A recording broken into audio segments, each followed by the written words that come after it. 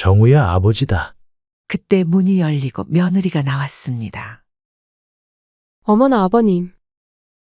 미리 연락이라도 하시지. 미안하다. 내가 좀 급해서. 아니, 우선 들어오시진 마시고 여기서 말씀해 주세요. 며느리는 현관문을 반쯤 닫은 채 이렇게 말했습니다. 문씨 할아버지는 이제는 먹고 살 길이 막막해진 자신의 처지를 설명했습니다.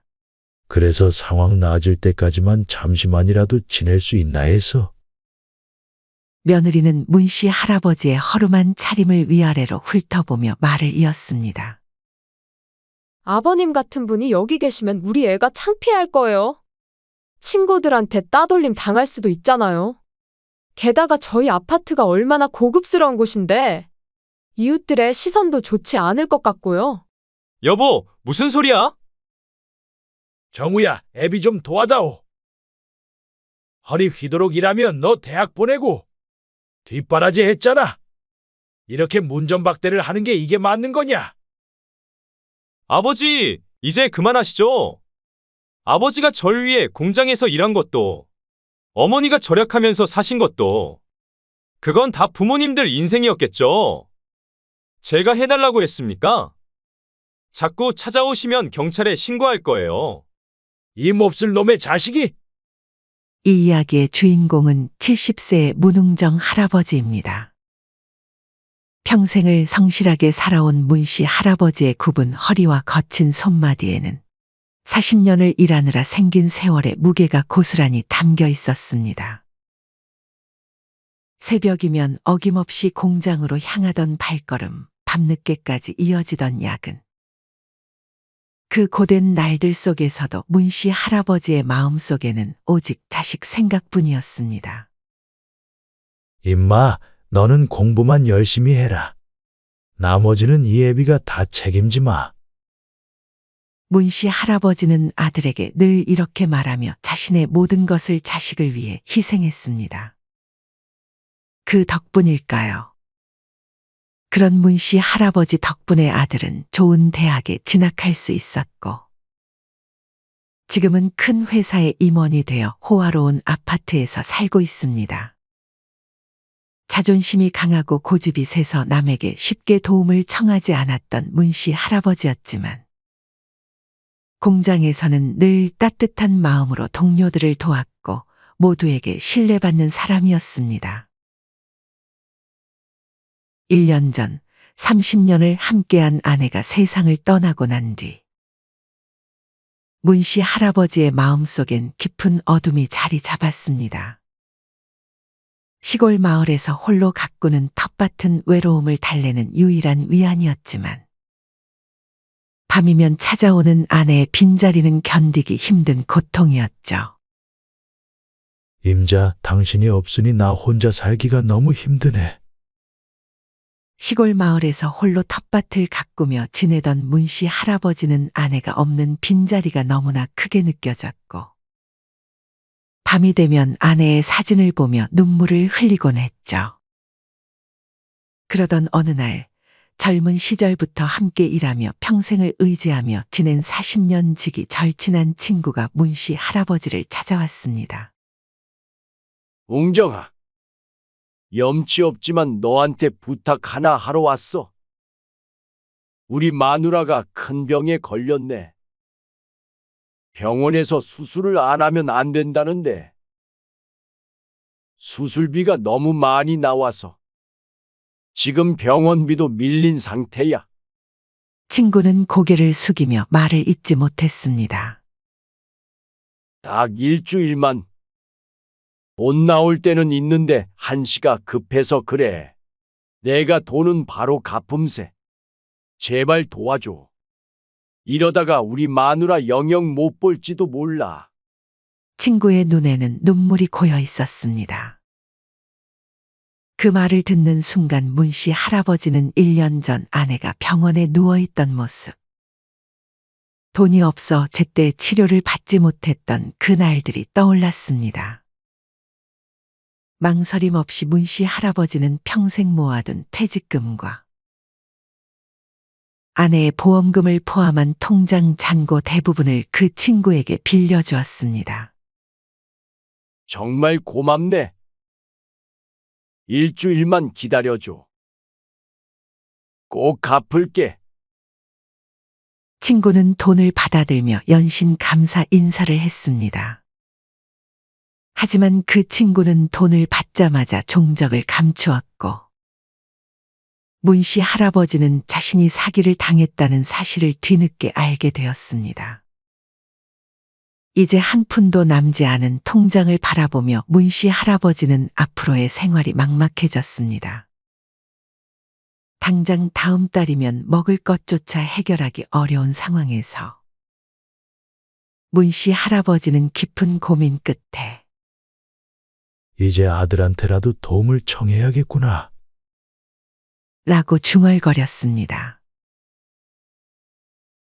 결국 문씨 할아버지는 마지막 희망인 서울의 아들의 아파트를 찾아가기로 결심했고, 낡은 가방 하나를 들고 서울행 버스에 몸을 실었습니다. 서울 강남의 초고층 아파트 단지 앞에 선 문씨 할아버지는 한참을 위를 올려다보았습니다. 반짝이는 유리창과 대리석으로 된 고급스러운 외관. 말끔한 정장 차림의 사람들이 오가는 모습에 문씨 할아버지는 자신의 낡은 옷과 거친 손을 무의식적으로 감추었습니다. 아들 부부는 이런 데서 사는구나. 문씨 할아버지는 아들이 이렇게 호화로운 곳에서 산다는 걸 실감하니 갑자기 더 위축되었습니다. 1층 로비에는 정장을 차려입은 경비원이 문씨 할아버지를 의심스러운 눈초리로 바라보았고, 엘리베이터를 타는 동안 거울에 비친 자신의 모습이 너무나 초라해 보였습니다. 떨리는 손으로 초인종을 누르자 "누구세요?" 라는 차가운 목소리가 인터폰을 통해 들려왔습니다. 정우야 아버지다. 문씨 할아버지의 목소리가 떨렸습니다. 그때 문이 열리고 며느리가 나왔습니다. 화장을 한창 하던 중이었는지 반쯤 화장한 얼굴로 나온 며느리는 시아버지를 보자마자 얼굴을 찌푸렸습니다. 어머나 아버님. 이렇게 갑자기 오시면 어떡해요? 미리 연락이라도 하시지. 며느리는 문틈으로 겨우 얼굴만 내밀며 말했습니다. 내가 좀 급해서. 문씨 할아버지는 주머니 속에 손수건을 꼭 쥐며 말을 이었습니다. 대체 무슨 일이시길래 급하다뇨? 아니. 우선 들어오시진 마시고 여기서 말씀해 주세요. 며느리는 현관문을 반쯤 닫은 채 이렇게 말했습니다. 내 친구가 마누라가 아프다고 해서 돈을 좀 빌려줬는데 문씨 할아버지의 떨리는 목소리가 복도에 울렸습니다. 그 사람이 돈 받고 잠적해버렸어. 이제 내 수중에 한 푼도 없다. 문씨 할아버지는 고개를 숙인 채 친구에게 사기를 당한 일부터 이제는 먹고 살 길이 막막해진 자신의 처지를 설명했습니다. 그래서 상황 나아질 때까지만 잠시만이라도 같이 있을 수 있나 해서. 문씨 할아버지의 목소리는 점점 작아졌습니다. 아버님.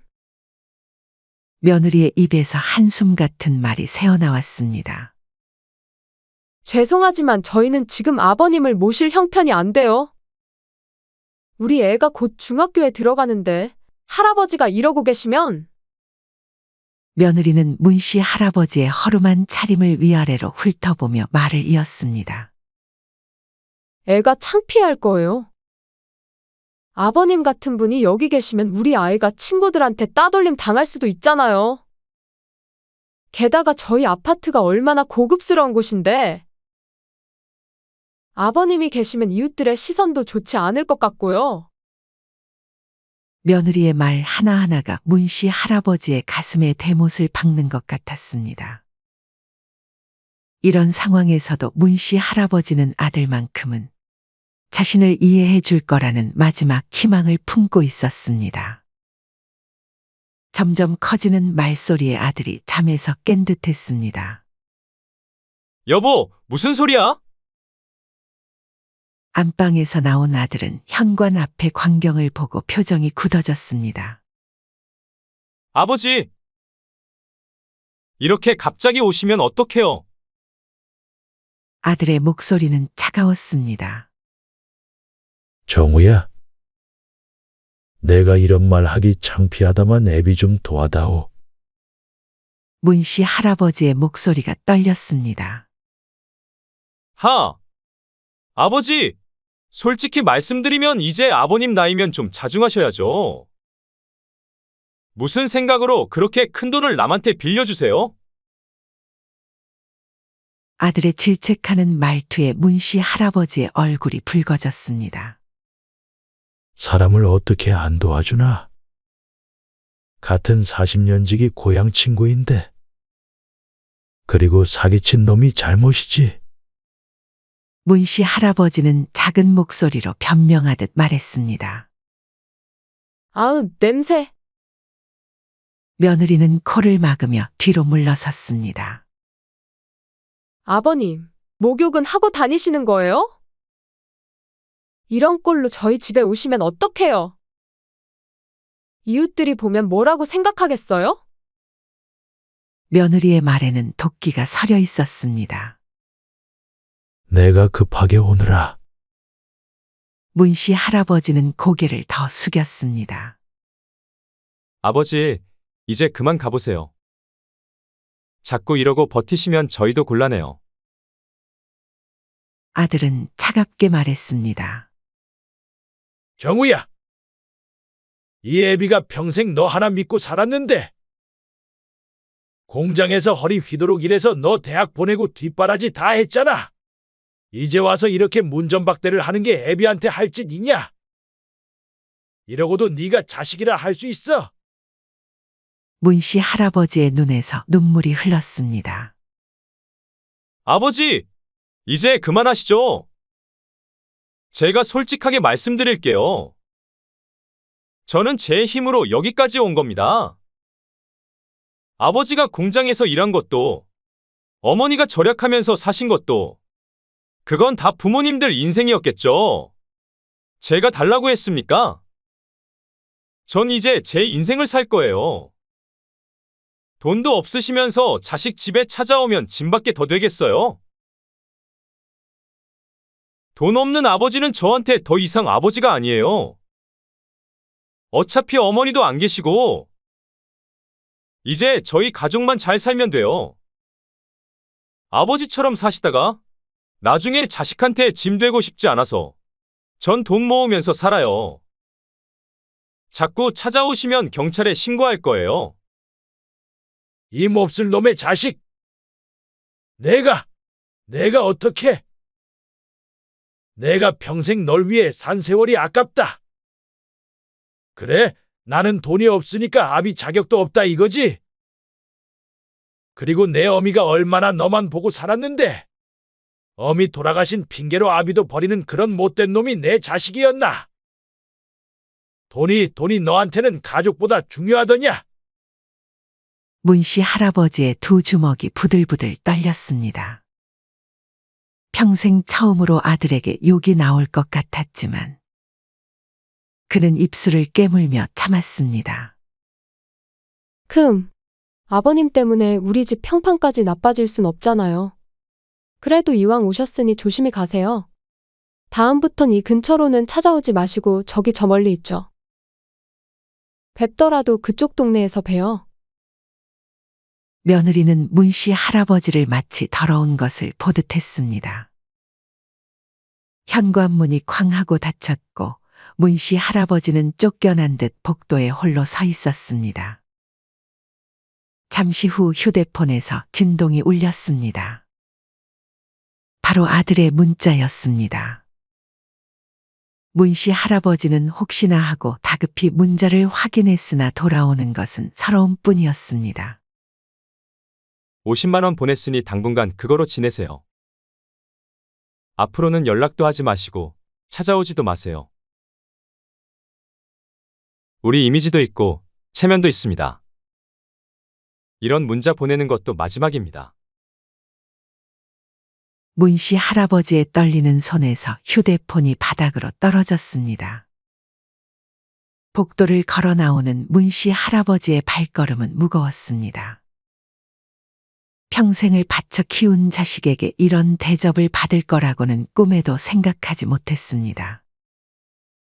엘리베이터를 타고 내려오는 동안 거울에 비친 자신의 모습이 처량해 보였지만 이제는 눈물도 나지 않았습니다.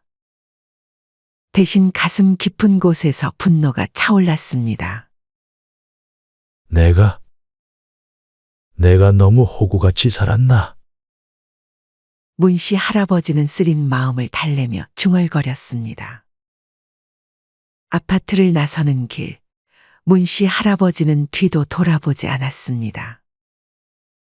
이제는 더 이상 자식을 바라보지 않기로, 그리고 이 수치스러운 기억을 잊지 않고 아들과 며느리에게 반드시 복수하기로 마음먹었습니다.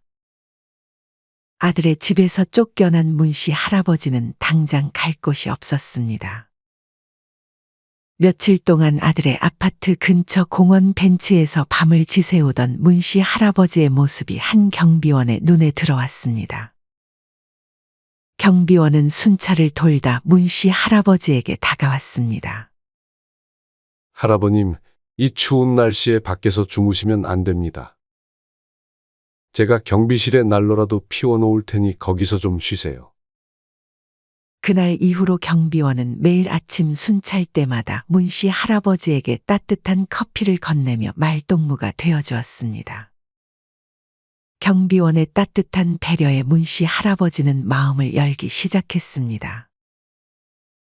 두 사람은 비슷한 나이대였고 경비원 역시 과거 자식들에게 버림받은 경험이 있었기에 더욱 가까워질 수 있었습니다. 저도 5년 전에 자식들한테 비슷한 일을 당했어요. 그때 얼마나 서러웠는지. 저런 얼마나 속상하셨을까? 못된 놈들! 둘은 이제는 매일 아침 경비실에서 함께 커피를 마시는 사이가 되었습니다. 그러던 어느 날 경비원이 조심스럽게 입을 열었습니다. 할아버님, 이런 말씀 드리기가 조심스럽지만 며느님이 매주 화요일마다 이상한 행동을 하시는 것 같아서요. 경비원은 잠시 말을 멈추더니 목소리를 낮추어 말을 이었습니다. 며느님이 집을 나가시는데 매번 다른 남자를 태우고 주차장에 들어오는 걸 몇 번 봤습니다. 순간 문씨 할아버지의 얼굴이 굳어졌습니다.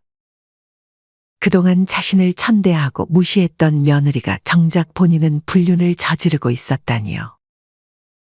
문씨 할아버지의 마음속에서 분노가 천천히 피어올랐습니다. 정말입니까?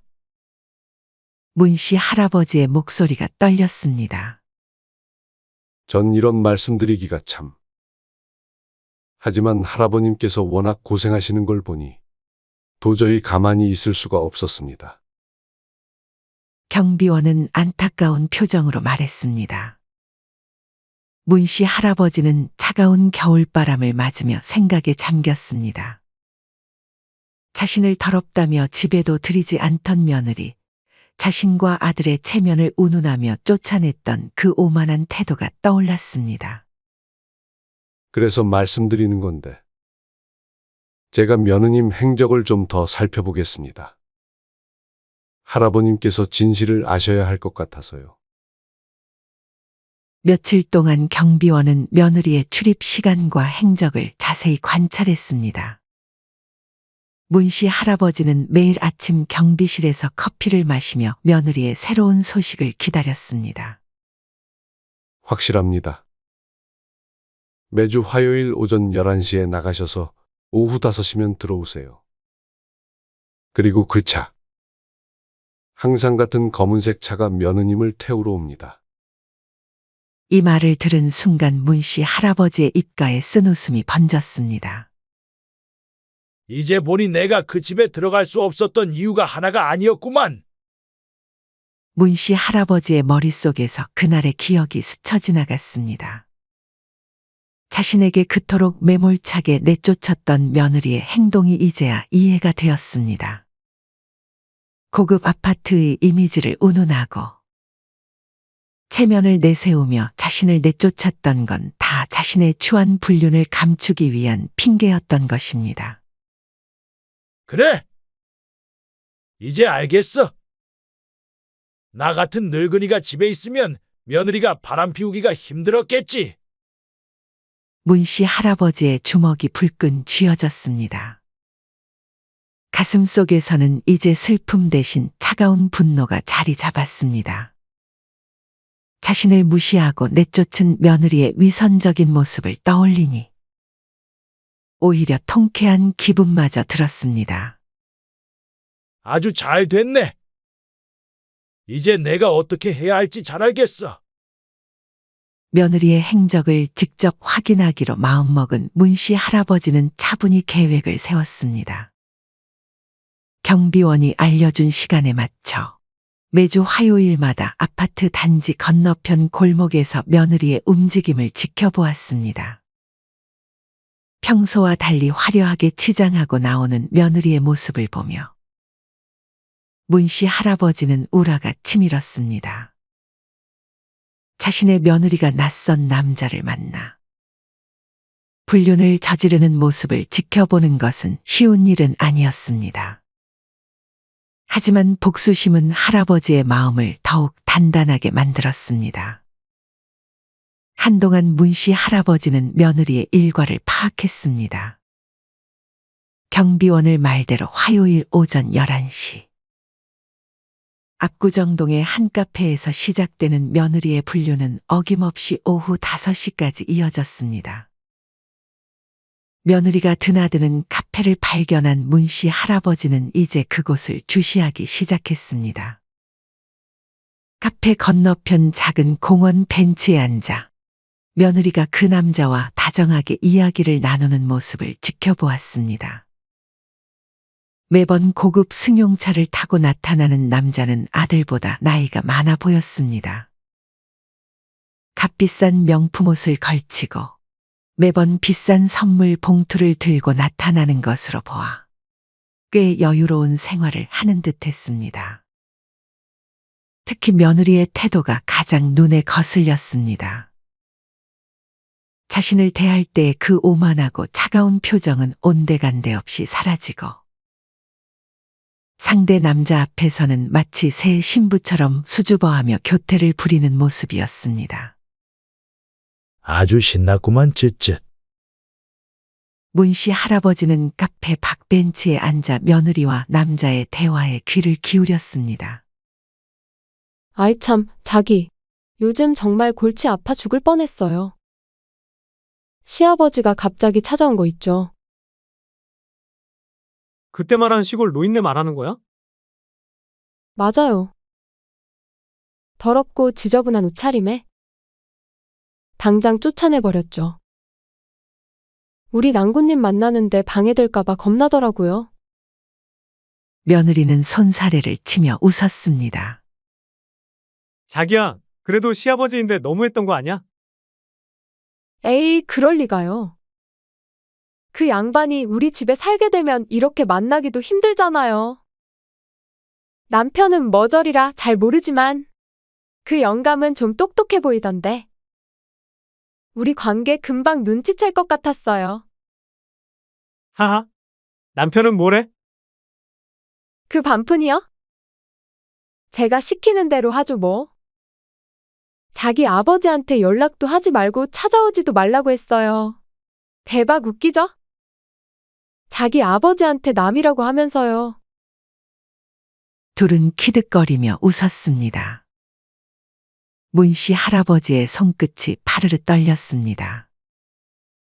그동안의 분노가 가슴속에서 용암처럼 끓어올랐습니다.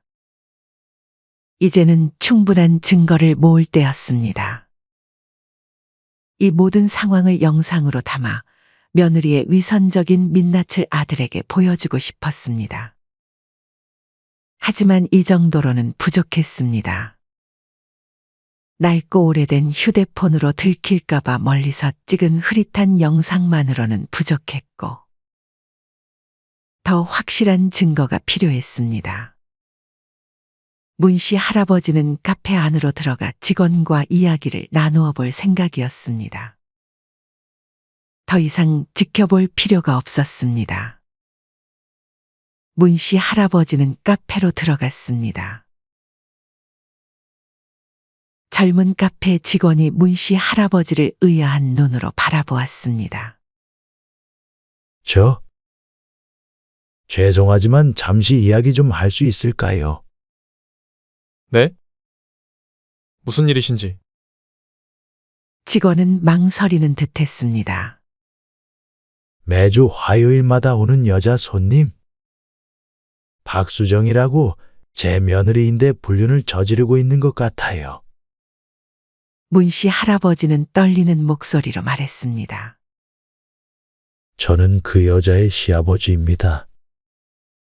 문씨 할아버지의 목소리가 흔들렸습니다. 직원은 난처한 표정을 지으며 고개를 저었습니다. 죄송하지만 손님 개인정보는 알려드릴 수 없어요. 제발. 이건 우리 가정의 일이에요. 며느리가 잘못된 길로 빠져들기 전에 제가 꼭 막아야 해요. 문씨 할아버지는 자신이 며느리에게 쫓겨난 이야기부터 지금까지의 상황을 모두 털어놓았습니다. 추운 겨울날 길거리에서 보낸 밤들, 자식에게 무시당한 서러움까지. 처음에는 직원도 난처한 표정을 지었지만 한참을 고민하다 말을 꺼냈습니다. 사실 저도 그 손님들이 좀 신경 쓰였어요. 매주 화요일마다 오시는데 분명 부부 사이는 아닌 것 같은데 부부처럼 행동하셔서 눈길이 가더라고요. 직원은 잠시 고민하더니 휴대폰을 꺼냈습니다. 제가 CCTV 영상을 좀 보여드릴 수 있을 것 같아요. 원래는 안 되는 건데 아버님 상황을 들으니 너무 안타까워서요. 직원은 잠시 자리를 비웠다가 USB 하나를 들고 돌아왔습니다. 그 안에는 며느리와 그 남자가 카페에서 다정하게 이야기를 나누고 손을 맞잡고 서로를 향해 낯뜨거운 애정 행각을 하는 모습들. 게다가 시아버지를 모욕하며 키득거리는 장면까지 고스란히 담겨 있었습니다. 이제 남은 것은 이 증거를 어떻게 활용할 것인가 하는 것이었습니다. 단순히 아들에게 보여주는 것만으로는 부족했습니다. 며느리가 자신을 무시하고 내쫓았던 것처럼 그녀도 모든 것을 잃고 쫓겨나게 만들고 싶었습니다. 이제 진짜 복수를 시작해볼까? 너에게 보여줄 것이 있으니 회사 앞으로 나와라. 문씨 할아버지는 아들에게 짧은 문자를 보냈습니다. 그리고 아들의 회사 앞으로 향했습니다. 문씨 할아버지는 이제는 더 이상 초라한 노인이 아니었습니다. 손에는 아들이 보면 배신감에 놀라 뒤집어질 만한 며느리의 추한 민낯이 담긴 결정적인 증거가 들려 있었고, 문씨 할아버지의 가슴 속에는 뜨거운 복수심이 가득했습니다. 아들은 처음에 귀찮다는 듯 마지못해 회사 앞으로 나왔습니다. 아버지! 제가 그때 다 말했잖아요. 또 돈 때문에 오신 거예요. 문씨 할아버지는 말없이 봉투를 건넸습니다. 이게 뭐예요? 아들은 짜증 섞인 목소리로 물었습니다. 내 마누라가 어떤 여자인지 똑똑히 봐라. 아들은 귀찮다는 듯 봉투를 열었고, 순식간에 아들의 얼굴이 창백해졌습니다. 사진 속에는 며느리와 다른 남자의 노골적인 불륜 장면이 고스란히 담겨 있었습니다. 이게 무슨, 아들의 목소리가 떨렸습니다. 이제 알겠지? 내가 그토록 믿던 마누라가 어떤 여자인지. 그때 나를 무시하고 내쫓으면서 체면을 따지더니 정작 내 체면은 이게 뭐냐? 문씨 할아버지의 말에 아들은 얼굴이 창백해지며 분노와 수치심에 휩싸였습니다. 이게 뭐예요? 도대체 왜 이런 짓을 하신 거예요? 아들은 문씨 할아버지를 노려보며 소리쳤습니다. 문씨 할아버지는 미소를 지으며 다시 말했습니다. 정우야, 너가 그때 아비를 배신한 것처럼 너도 이제 배신당한 기분을 알게 될 거다. 그때 내가 얼마나 나를 무시했는지 기억나냐? 내가 나에게 상처 주고 문 밖에서 내쫓았을 때, 그때 내 아픔을 너도 똑같이 당해봐야 해. 그리고 뭐? 부모의 도움 없이 너 힘으로 잘 된 거라고. 한심한 놈. 사람 보는 눈 하나 제대로 없으면서 무슨. 내가 얼마나 오만했는지 지금 그 대가를 치르게 되는 거야. 할아버지의 말에는 분노를 넘어서 진심으로 아버지로서 아들에게 하는 충고였습니다.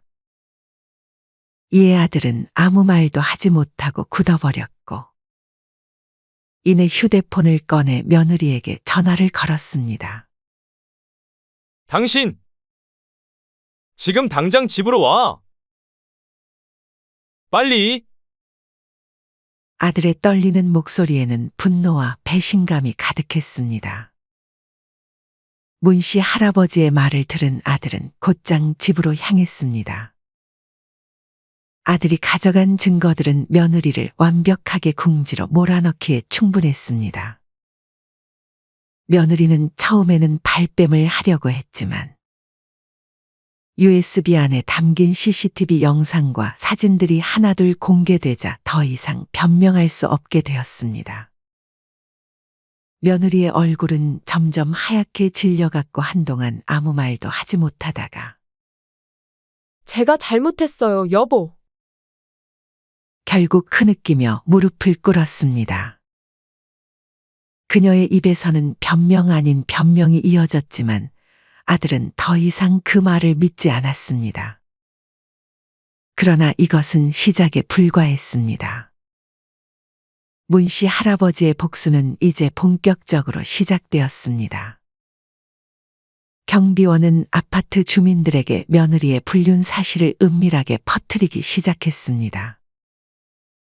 특히 평소 그녀의 오만한 태도에 불편함을 느끼던 주부들 사이에서 소문은 삽시간에 퍼져나갔고, 경비원은 그녀가 시아버지를 무자비하게 내쫓았던 일까지 상세히 전했습니다. 며느리의 불륜이 폭로된 후 아파트 단지는 순식간에 발칵 뒤집혔습니다. 명품으로 치장하고 우아한 척하던 며느리는 이제 혼자 집 밖으로 나서기조차 힘들어졌습니다. 한때 매주 나가던 아파트 부녀회에서는 따가운 시선을 견디지 못해 스스로 나오지 않았고, 아이들의 학부모 모임에서도 며느리는 따돌림 당하게 되었습니다. 그리고 친하게 지냈던 주변 이웃들조차 그녀를 외면하기 바빴죠. 특히 이웃들의 조롱이 가장 견디기 힘들었습니다. 저기 봐. 시아버지를 쫓아내고 불륜까지 저지른 그 집 며느리야. 그러게 간땡이도 크네. 깨끗한 척, 품위 있는 척하면서 뒤로는 그런 짓을 하고 다녔으니. 한편 입주민 대표회의에선 아파트의 품격을 떨어뜨린다는 이유로 그들의 퇴거를 종용하는 목소리가 커졌고, 심지어 일부 주민들은 불륜녀의 아이와 자신의 아이가 같은 학교를 다니는 것을 우려한다며 교육 환경까지 거론했습니다. 한편 아내의 불륜 스캔들은 아들의 회사까지 퍼져나갔습니다. 같은 아파트에 사는 상무의 부인이 부녀회 모임에서 들은 이야기를 남편에게 전했고, 이 소문은 순식간에 회사 전체로 퍼졌습니다. 한때 능력 있는 임원으로 인정받던 아들은 이제 수치심에 고개를 들고 다닐 수조차 없게 되었습니다. 결국 아들과 며느리의 사이는 파국을 맞았습니다. 매일 밤 아들과 며느리의 고성이 아파트에 울려 퍼졌고, 더는 이 아파트에서 살 수 없다고 판단한 그들은 도망치듯 짐을 빼서 이사를 가게 되었습니다.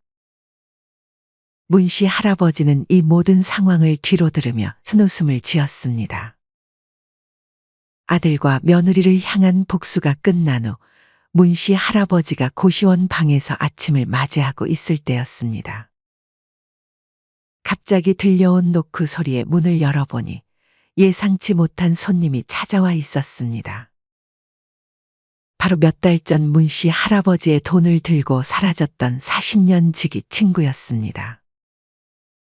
그 친구는 여기저기 수소문하며 문씨 할아버지를 찾아 헤맸다고 했습니다. 마침내 이 허름한 고시원까지 찾아온 친구의 얼굴에는 깊은 후회와 부끄러움이 가득했습니다. 웅정아, 정말 미안하다. 현관 앞에서 친구는 무릎을 꿇었습니다. 후회와 부끄러움으로 가득한 얼굴에는 참회의 눈물이 흘렀습니다. 그때 돈을 가지고 도망간 건 정말 못할 짓이었어. 내 이자까지 계산해서 전부 다 가져왔네. 친구는 떨리는 손으로 돈뭉치를 내밀었습니다. 그의 목소리에는 오랜 세월 짊어지고 있던 죄책감이 묻어났습니다. 몇 날 며칠 꿈에서 자네 안 사람이 나타나 날 꾸짖더군.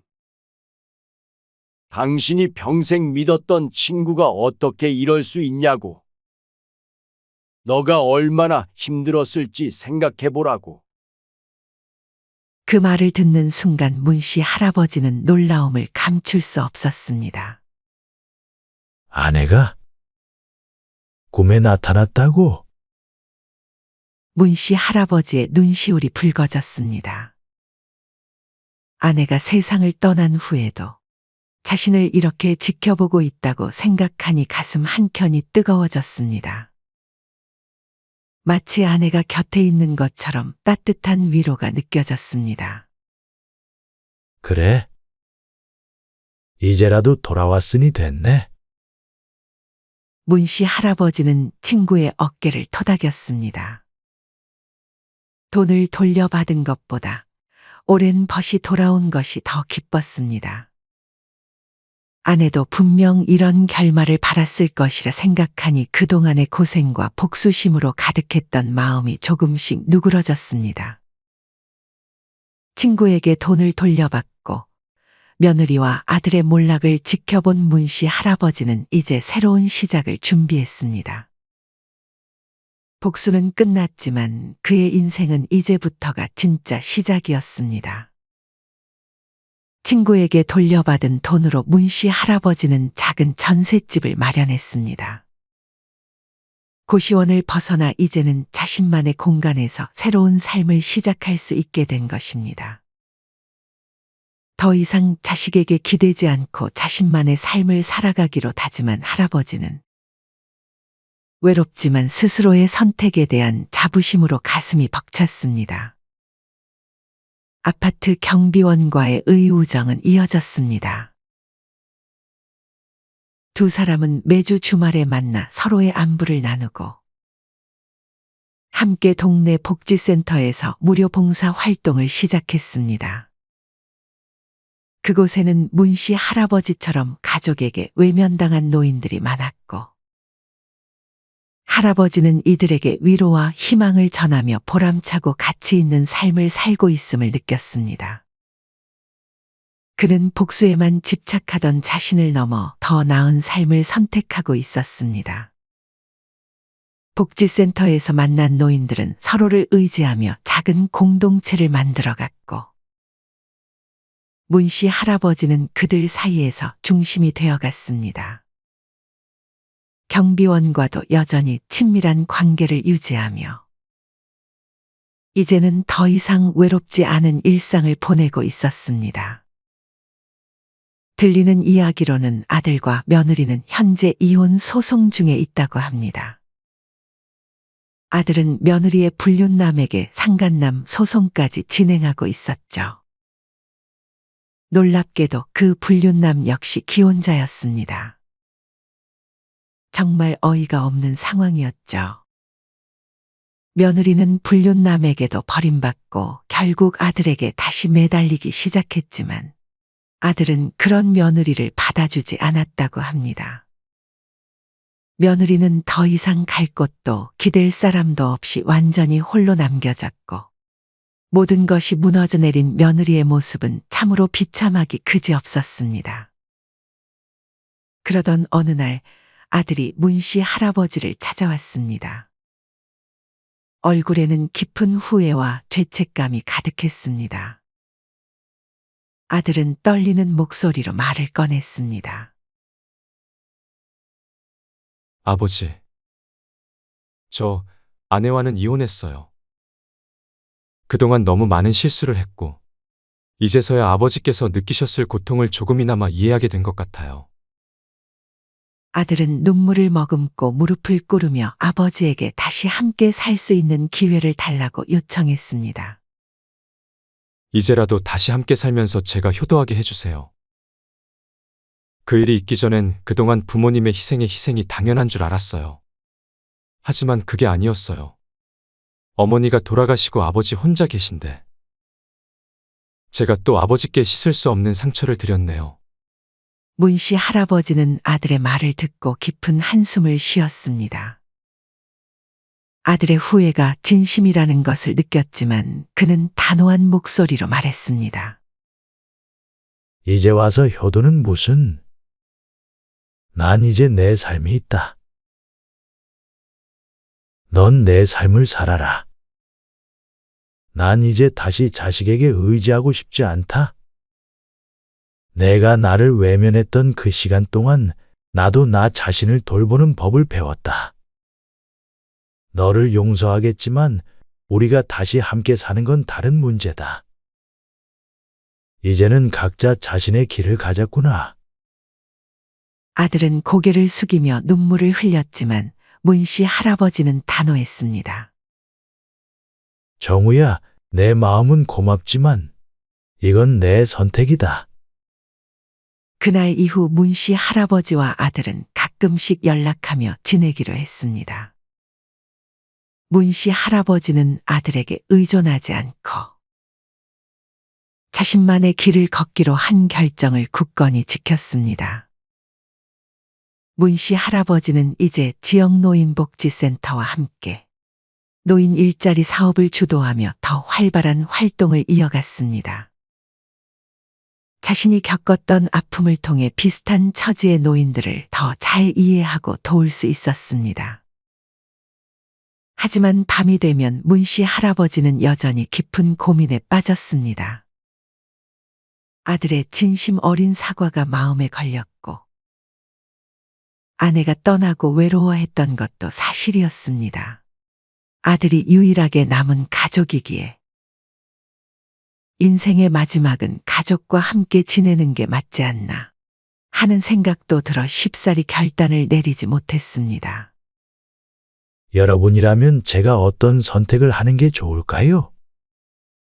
제가 아들네 집으로 합가해서 가족으로서 함께 지내는 것이 옳은 길인지, 아니면 지금처럼 각자의 삶을 살아가며 독립해서 지내는 것이 맞는 것인지, 정말 고민이 됩니다. 좋은 의견 있으시면 꼭 댓글로 한 말씀 부탁드립니다. 사연은 여기까지였습니다. 시청해 주셔서 감사합니다.